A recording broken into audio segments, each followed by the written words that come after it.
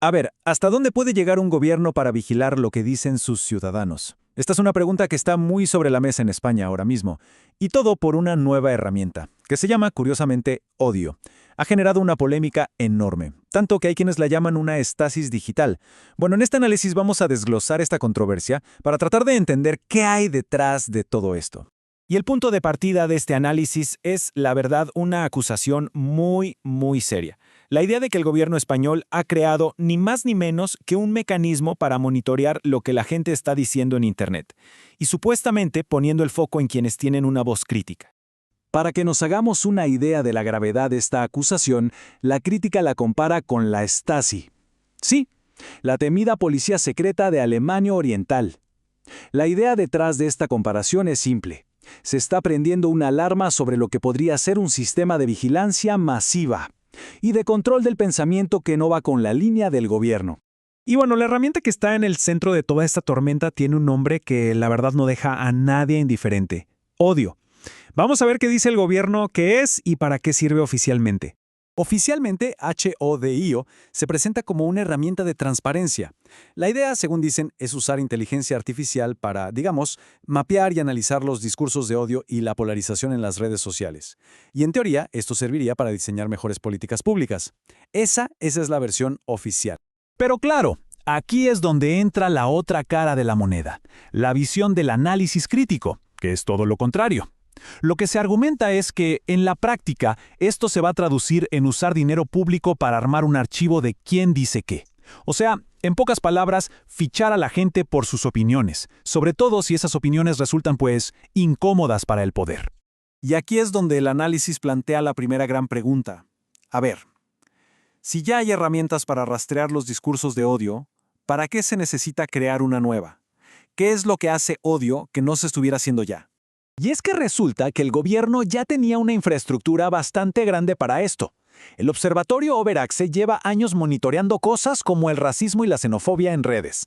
De hecho, ya usan aplicaciones y hasta sistemas de inteligencia artificial propios para hacerlo.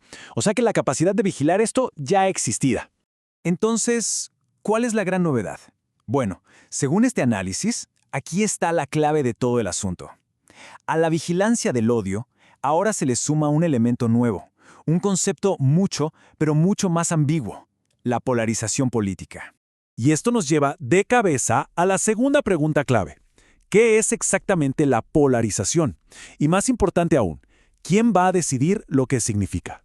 Esa pregunta es el mero centro de la crítica política. Pensemos, si una inteligencia artificial va a empezar a etiquetar discursos como polarizantes, la definición de esa palabra es crucial. ¿Qué criterio se va a usar? ¿Quién lo va a establecer?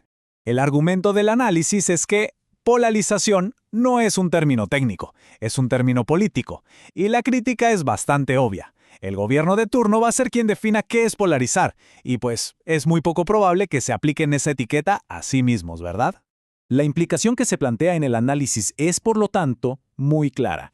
Si el gobierno decide que el discurso de un partido de la oposición es polarizador, esta herramienta se podría usar para vigilar y para recopilar datos de millones de sus votantes y simpatizantes.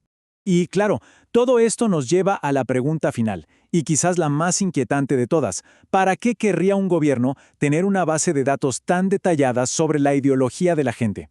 El análisis nos invita a reflexionar sobre los riesgos.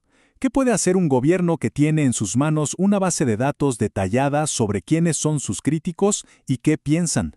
Y ojo, es muy importante entender que el peligro que se señala aquí no es tanto la persecución judicial, con tribunales y todo eso. No, se centra en algo mucho más sutil: el uso del poder informal para castigar o para presionar a quienes disienten. Y no estamos hablando de algo abstracto, ¿eh? El análisis da ejemplos muy concretos de cómo podría verse este control.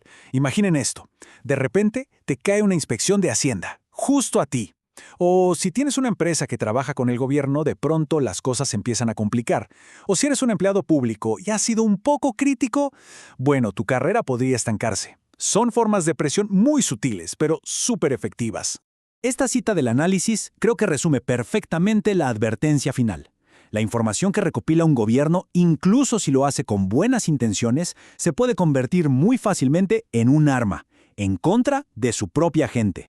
El resultado final de todo esto, advierte el análisis, es lo que se conoce como el efecto desaliento o chilling effect. Es muy simple.